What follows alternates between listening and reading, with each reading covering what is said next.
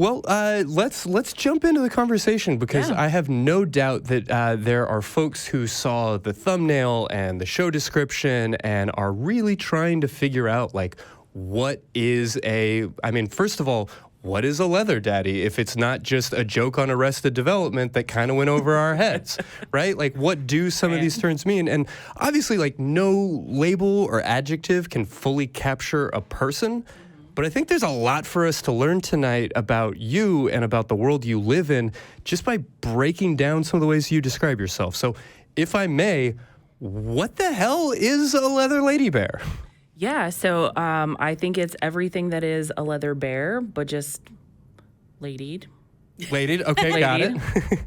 I'd like to say that, so bear culture, I think that one of the first kind of mentions of bear culture was in Drummer magazine in an article called Who's in the Zoo?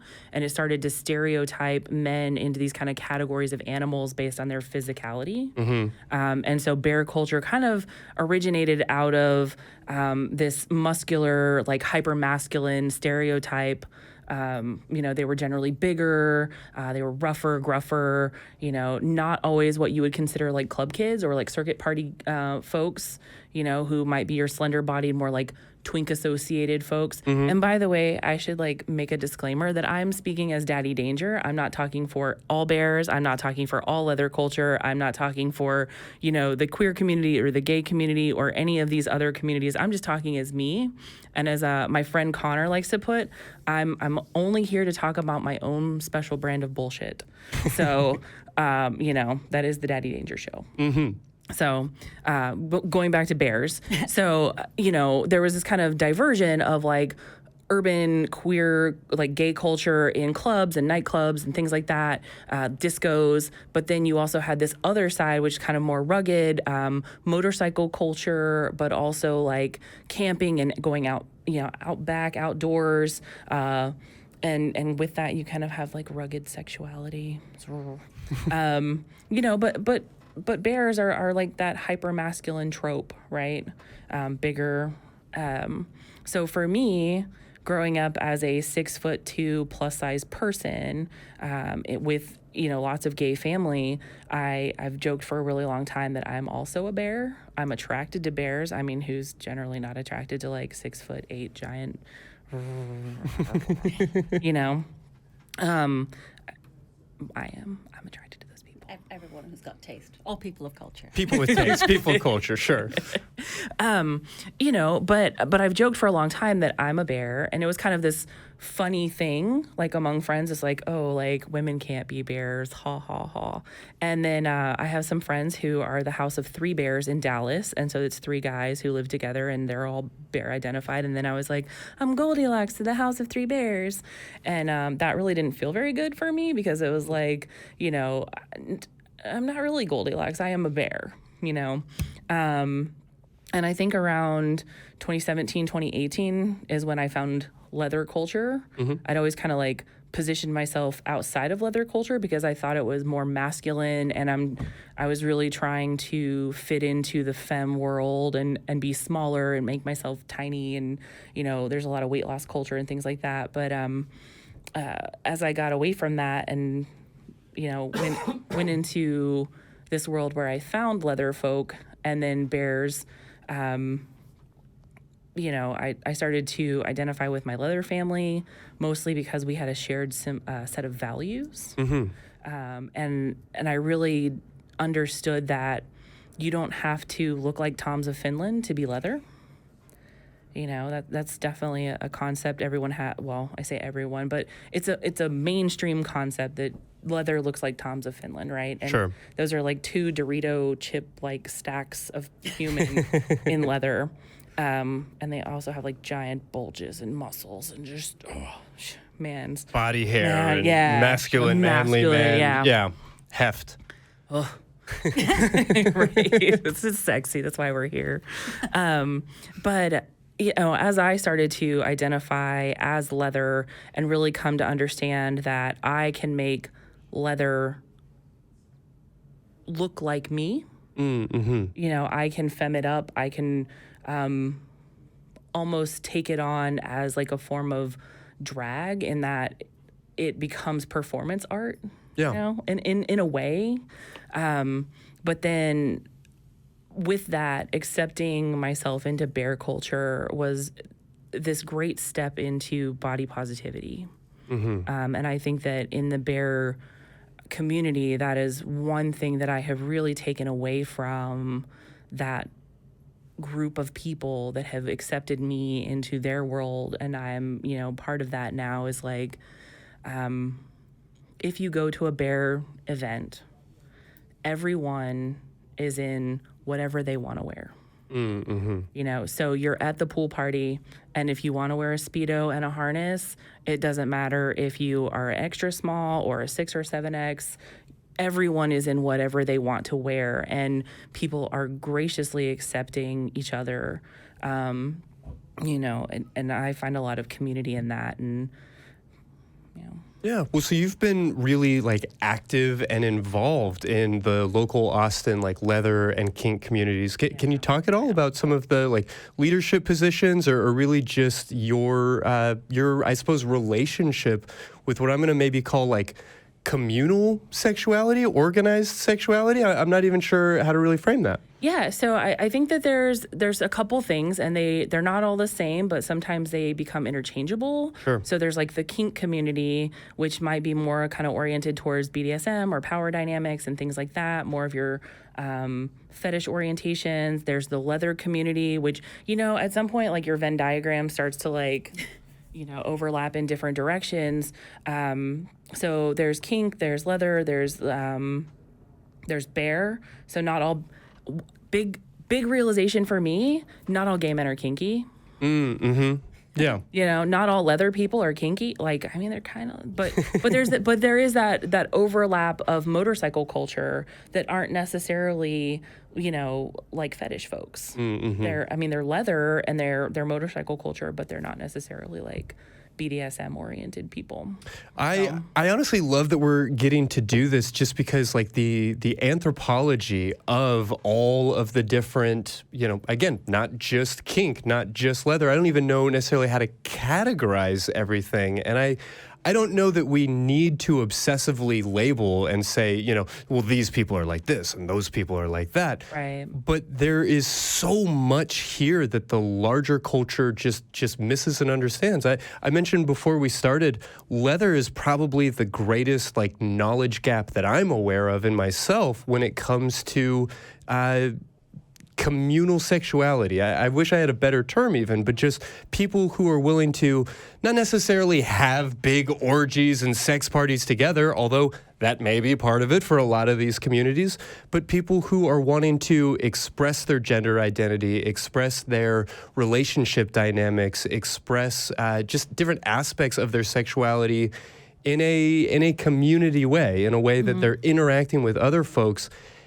It's almost, I think, invisible to the larger culture oftentimes. Well, it's invisible, but it's not invisible because it becomes other, and then so it's just overlooked. Like, maybe it's is better just term. like those folks, over there. I think though 50 Shades of Grey, while it did us a lot of disservice, I think it also served our community in bringing forward that this shit's okay. Like, it's okay to be different, and it's okay to be interested in things that aren't necessarily like mainstream, and it's okay to have like a little kinky experience every now and then, and if you're more into it, then there's community out there for you. Yeah, and as problematic as that particular piece of art is, It's Twilight fan fiction. It's problematic. It's problematic. It's messy. Yeah. As problematic as that particular piece of work is, it also kind of highlights this notion that kink is not just kinky sex, right? It's not just having sex that involves whips and chains and whatever else, but actually like a relationship dynamic and how that can be valid too. I think that's new information for a lot of people. Yeah. I think as humans, we have an innate desire to belong. Sure. You know, and we see that in scientific studies and things like that. You know, there's some addiction studies. Was it in the Void of Screams? that's not the right title. There's a book that actually studied folks who came back from Vietnam, some soldiers who came back from Vietnam who had addiction issues while they were in country, and then basically they got back to the stateside and they rejoined their communities, and their addiction just separated. Mm-hmm. You know, they rejoined and they became, you know, back into the culture that they came from, and they had all this community around them and support, and they separated from their addiction. And you know, we push people out sometimes when, you know, they're struggling with their own issues and, you know, having poor behavior and things like that around their addiction. But really, you know, people are struggling to belong. And I think that we see that in our leather and our alternative sexuality communities, and folks who are, you know, figuring out who they are, trying to express the difference of gender, that, you know, that struggle inside, you know, in their first stages of realizing who they are as a person. They still want to belong.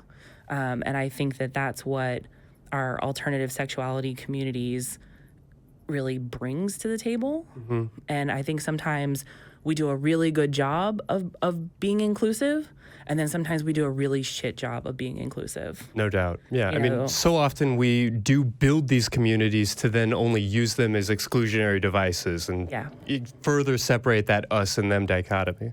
Well, and as a woman in bear culture, you know, sometimes there's gatekeeping, mm-hmm. you know, that exists. You know, there's male-only spaces, and sometimes those are cis male-only spaces.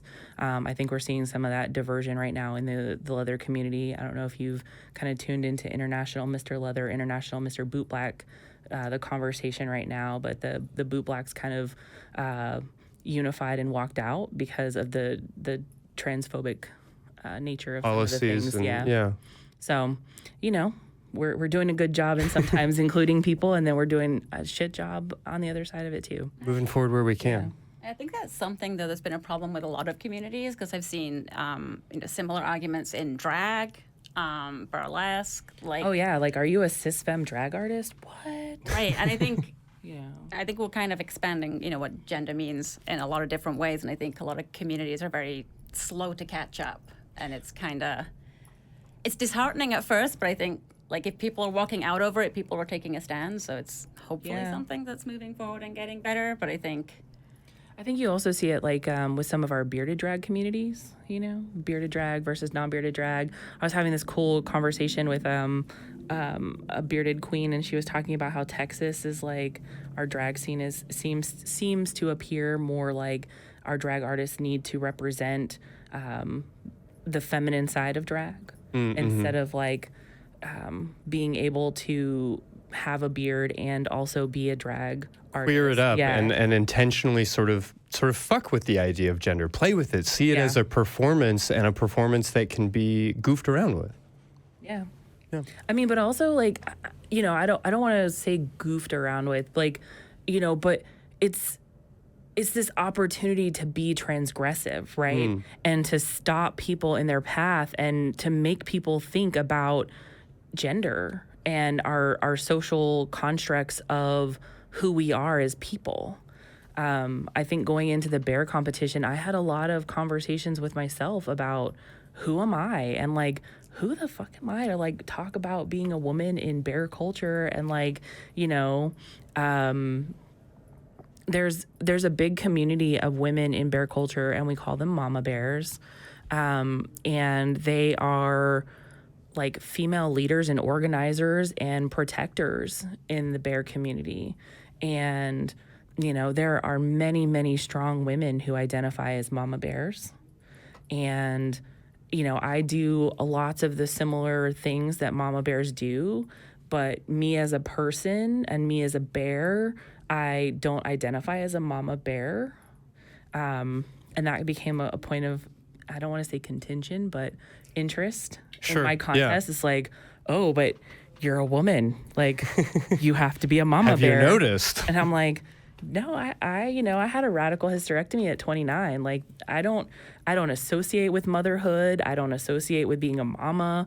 Like, I would scratch my eyes out if you call me mommy, you know?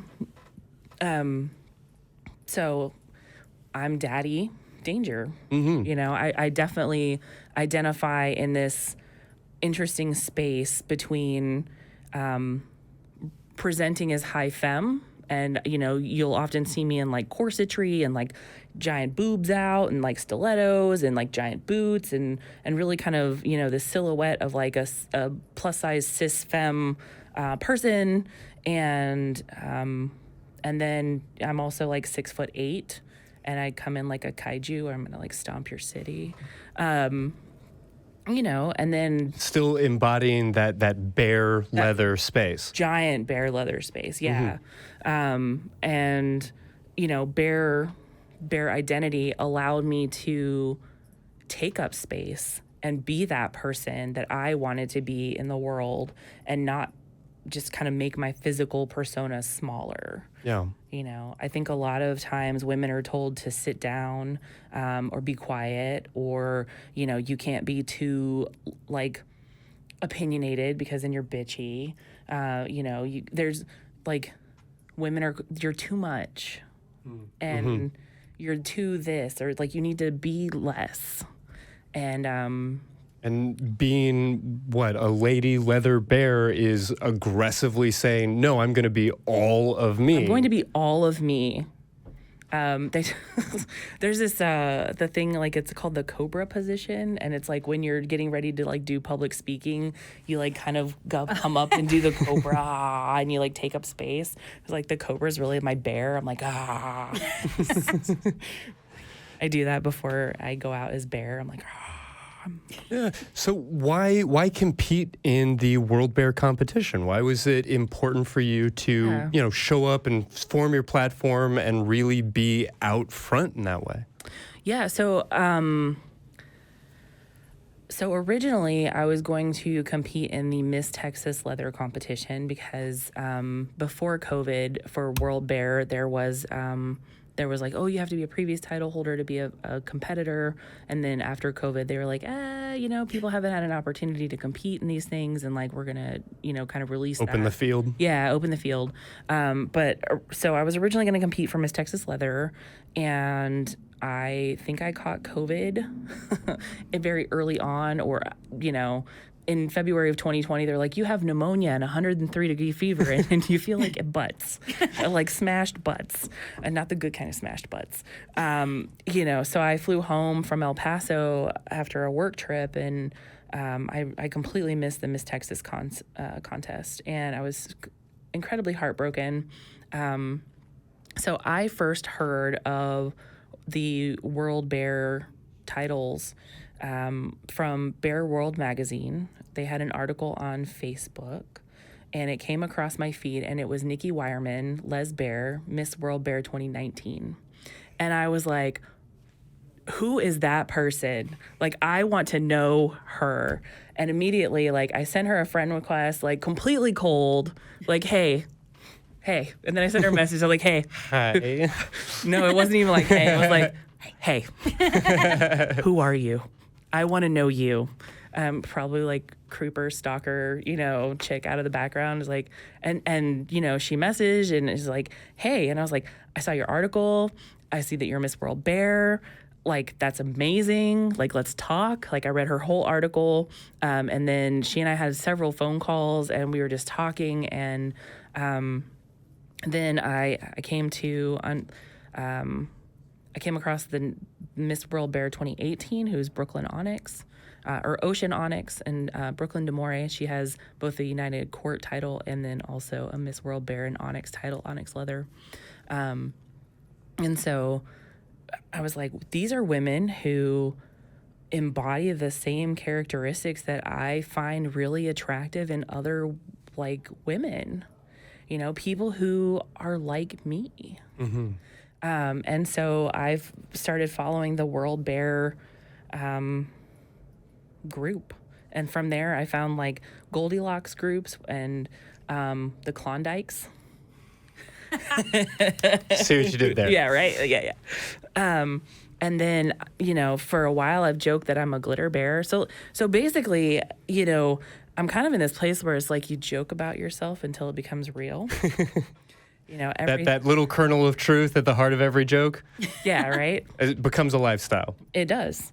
And so for me, I talk about being a glitter bear, and it's because I like to sparkle and, I like to express myself in wonder, and, I like to be on the dance floor and like have the lights and have the shiny outfits and do the things. And I mean, glitter is amazing. Like, you're impressive with all of your rhinestones. It makes everything better. Right?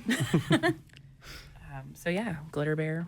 Yeah. Well, Bear. so for folks like me who are kind of unfamiliar with leather culture, can you walk us through a little bit about what the competition looks like? What that actually entails to compete? Yeah. So there are competitions at different levels. So there are kind of like bar competitions, which is like, you strut around in your jockstrap and you're like, oh, I'm sexy. I'm going to represent this bar. And really, throughout leather culture, we had, sexy icons that represented bars that really drove traffic into the bars. And so then you have kind of regional titles. Which Miss Texas would be a regional title, right? Because it's the entire Texas. And then so Miss World Bear, Mr. World Bear, World Pet, those are international titles. And so it's kind of across the world. And so what was your question? Yeah, well, I mean, I guess I'm curious, like, what does it look like to compete? Okay. Yeah, I mean, is there a poise category? Like, is there a swimsuit competition? I know it's not Miss Universe. Like 4 days of amazing gay leather pageantry. Yes. And I'm talking like down home Texas pageant, plus bear, plus gay, plus queer, plus amazing, plus furries, plus go-go parties and pool parties. And because it's a bear event, there's food. And I'm talking like, catered meals and also the late night bear den snacks. Because you have to continue to fuel yourself after you've had opportunities in the den of sin. So the competition was 4 days long. So we started on Thursday and we met up and all the contestants came together. But prior to actually being on site, we had like a Facebook chat and we were getting to know each other and we were talking about, the competition and we're forming relationships. And so if you imagine like 8 or 9 people just having this completely immersive experience in putting themselves out there there were like 675 people at this conference, I think is like around where they were.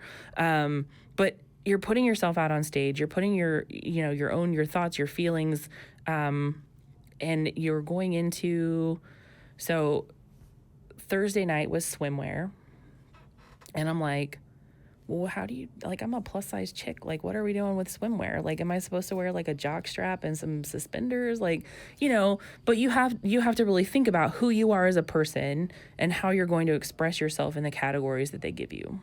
And then you get to write these like sassy little bios that they read before you walk on stage, so it's like, this is Daddy Danger, And I had some really great music, and it was like, you can call me Daddy. And then, so there's also pop questions, which is random bullshit that the judges or other people have come up with, and no one knows what the pop questions are, and then you just kind of fishbowl them on stage, and you read the pop question, And I think my favorite one was like, what 3 things are the most important in a bear's kitchen? Wasn't my question. But, it was like basically peanut butter and jelly and the man to eat it off me. Like, perfect.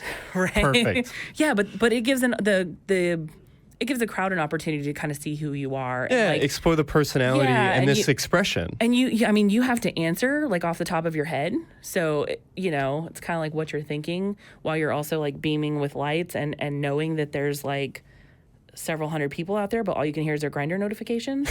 So there is a category for poise. Yeah.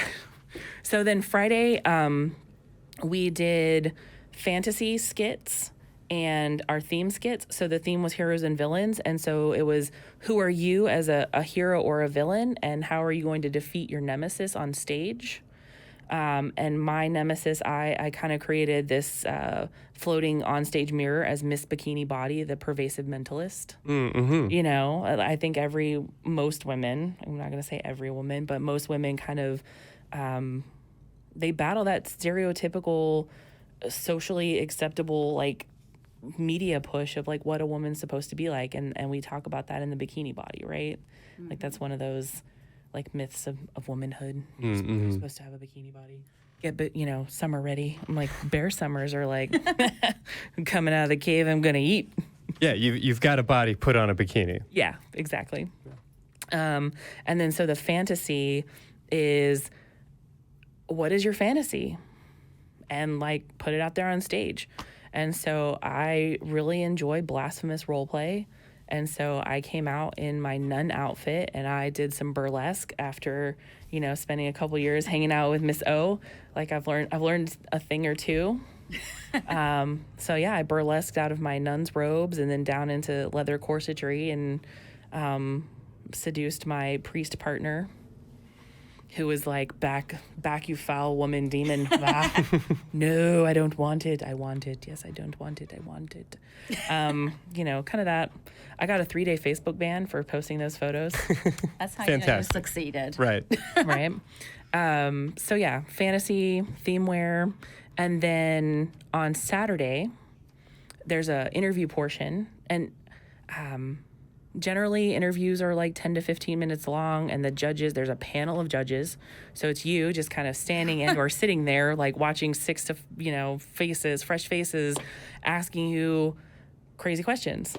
And, the whole point of the interview is for them to provoke you and to see how you answer questions and, kind of push the edge to see if you're going to be a good steward of the title, but also how do you speak about yourself? How do you speak about your community? And when you are pushed into kind of this emotional angle, like how are you going to respond? Mm-hmm. Are you going to come out like a feral raccoon, like, or do you come out poised, and you start talking about the issues and, you approach people with different opinions and values, with grace.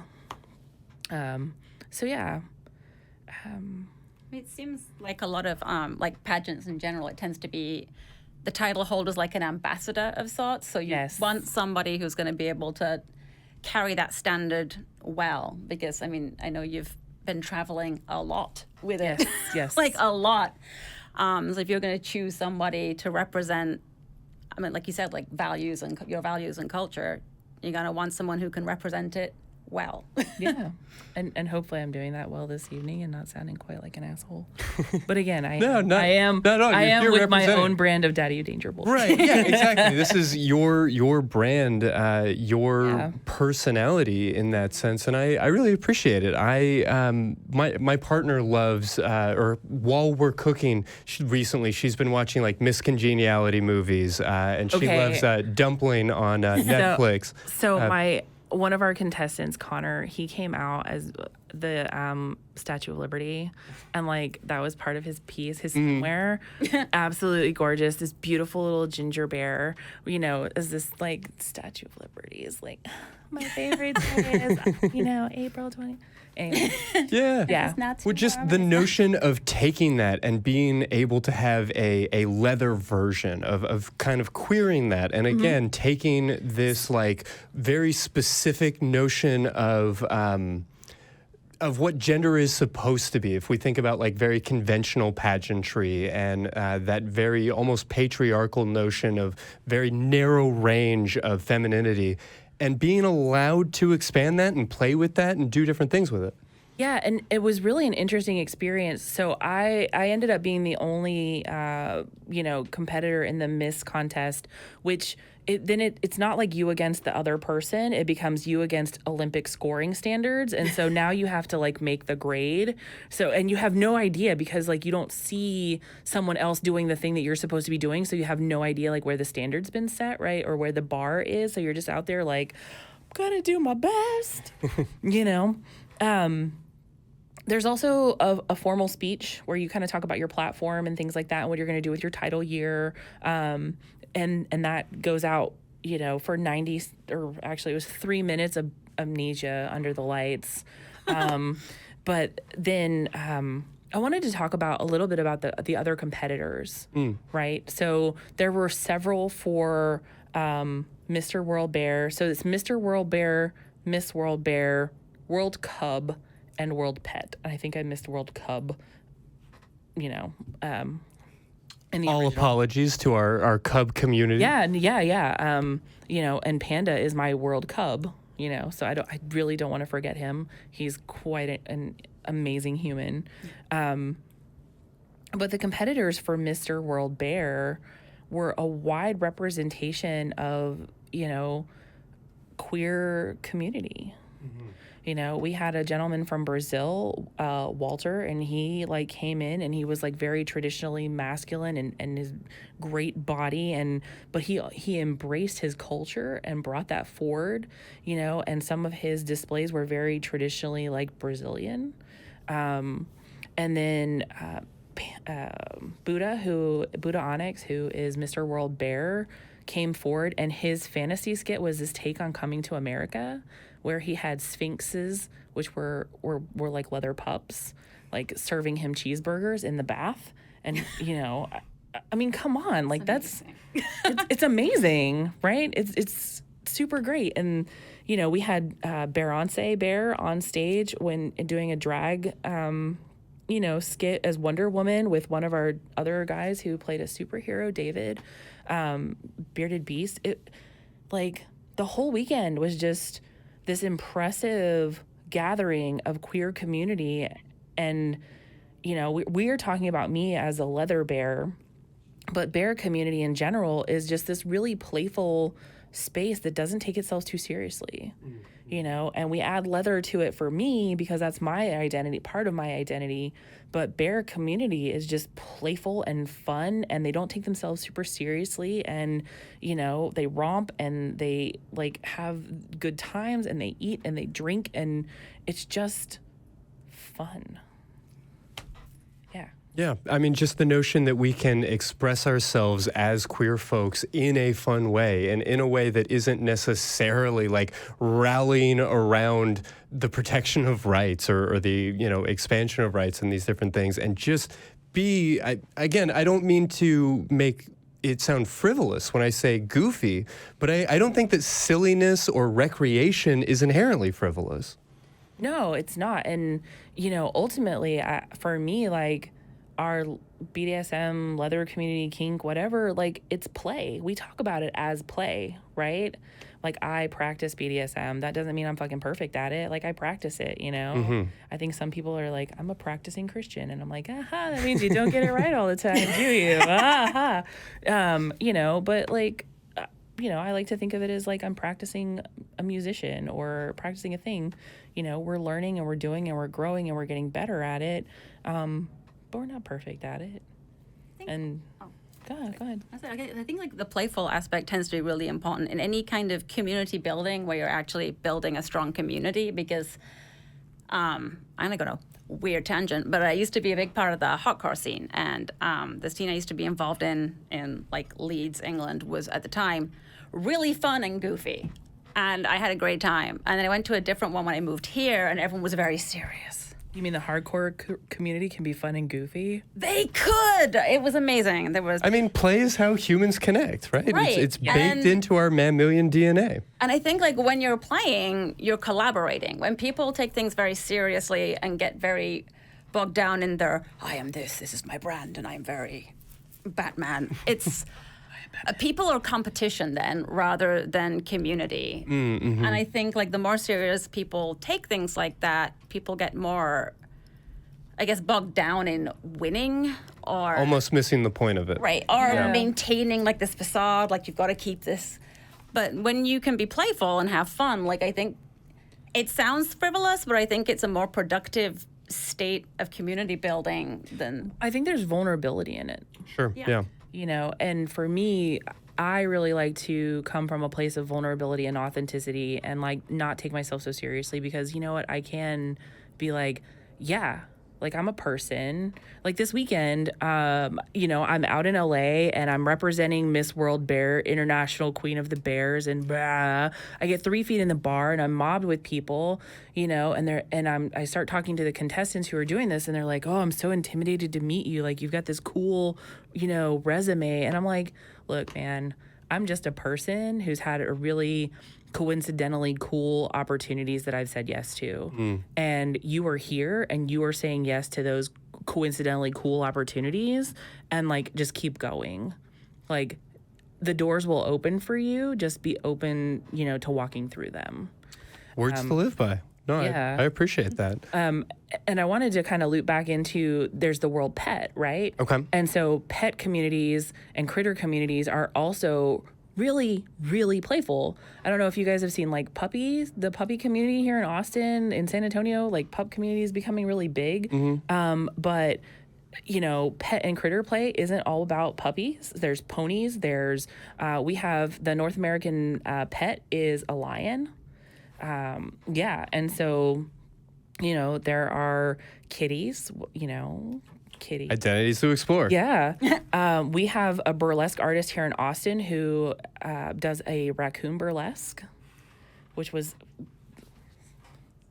I mean, what can you say about somebody who's like stripping out of their clothes and they're like doing it playfully and, you know, they pull a baguette out of a trash can and you're just like... Yes.